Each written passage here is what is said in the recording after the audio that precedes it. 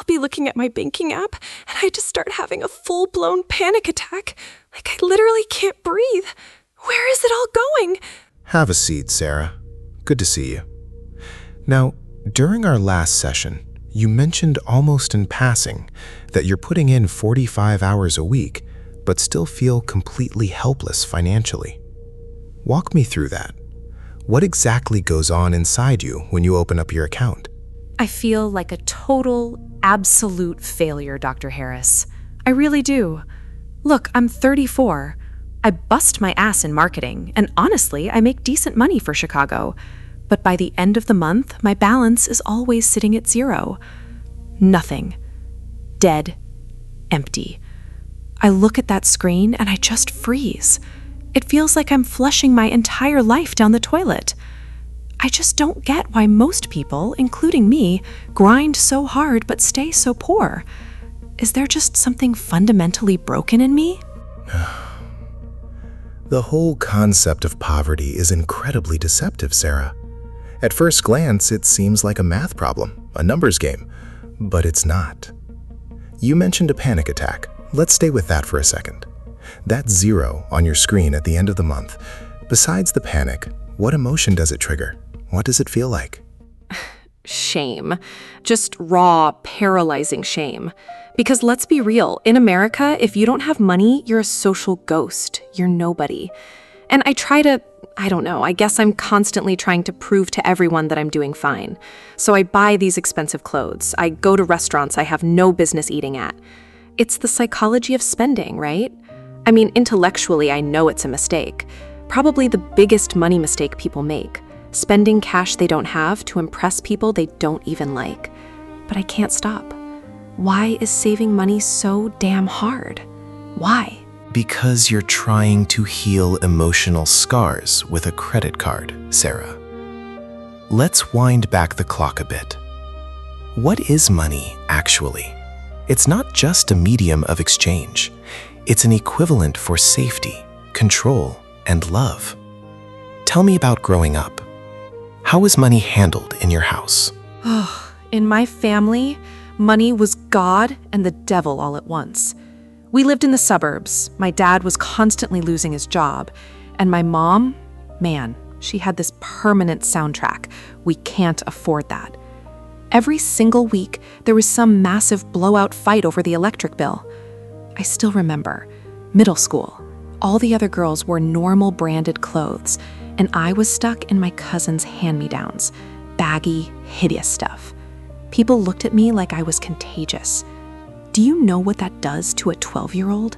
Feeling like absolute trash because your parents can't buy you a pair of Nikes? It hurts. It deeply hurts a child. And what rule did your brain write for itself back then? That if I don't have the same things as everyone else, nobody will love me. I'll be rejected. I promised myself that once I grew up and started making my own checks, I would never, ever let myself feel like that broken, lesser-than little girl again. It hurts. It deeply hurts a child. And what rule did your brain write for itself back then? And there it is. That's the root. Look at what's happening right now. Your inner child is still sitting in that school hallway, terrified of being cast out. Your high income is just a tool you're using to patch up that old childhood wound. But here's the catch. Income versus wealth. They are completely different animals. You're blending them together. Income is the cash flowing onto your card right now. Wealth is your security. It's what stays behind when the faucet is turned off. You are draining your income just to quiet a ghost from your past. You aren't buying clothes, Sarah. You're buying the illusion of belonging. So, all this spending is just me trying to prove to my mom and those mean girls from middle school that I actually matter? Exactly. It's worth noting that every time you walk into a store, a subconscious bait and switch happens. Needs versus wants. Your actual need is to feel safe and worthy, but your trauma of scarcity panics and hands you a fake solution. Go buy these $500 boots, then you'll matter. You buy them, you get that quick dopamine spike, but the void stays empty. The boots end up in the closet, the fear remains, and you go out and spend again. It's remarkable, really, how you're actively stripping away your own wealth, your real financial freedom, just to service this childhood anxiety. You're stuck in survival mode, even though you escaped that house years ago. God, it's so stupid. I'm a grown-up woman. I run marketing campaigns, and I'm reacting like a terrified kid. What do I even do with this? How do I fix it? How do I make that little girl inside me shut up so I can stop blowing my money? We don't need her to shut up, Sarah. We need to hug her and tell her she's safe. She needs to know that the poverty and the shame are over. Now, wrapping up today's session, I'm not going to give you some cookie-cutter advice like start an Excel spreadsheet. That stuff fails the second your trauma gets triggered. We need to start with psychological steps. First, whenever you feel that itch to buy something, just pause. Take a breath. Ask yourself, what am I actually trying to purchase right now? A product or a sense of safety? Who am I trying to impress? Acknowledge the fear. Tell yourself, I am an adult. I am safe. My worth is not tied to the price tag on my jeans. You have to detach your identity from your possessions. Second, we need to disarm the panic you feel around your balance. We're going to outsmart that scarcity mindset. Set up an automated transfer for 10% of your paycheck to go straight into a separate account the morning you get paid. But do not call it a savings account. To your subconscious, that sounds like deprivation. It sounds like your mother saying, we can't afford it. Name that account My Freedom Fund. It's your shield, your adult armor. What's crucial here is that you shouldn't look at this balance daily. Let it build in the dark. And third, we're going to rebuild your self-worth apart from consumption. This weekend, when you feel the urge to hit an expensive spot for the status, stay in. Invite your close friends for a casual hangout or a picnic. Let yourself experience being loved and accepted without the pricey wrapper.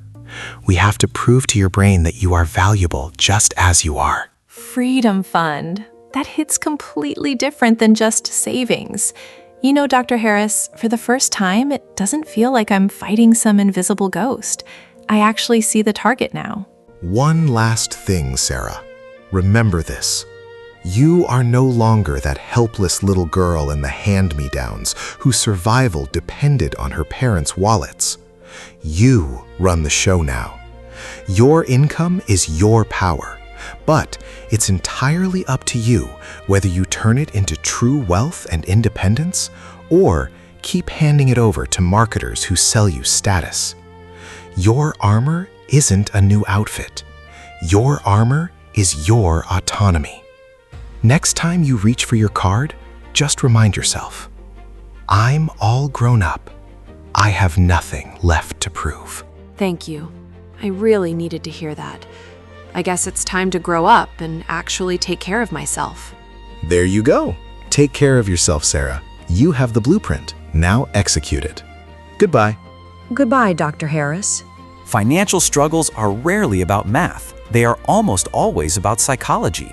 Every Wednesday, here on Money School, we dive into real stories and unscripted therapy sessions to help you uncover the root causes of your financial illusions. Hit subscribe so you don't miss our next breakdown. See you next Wednesday.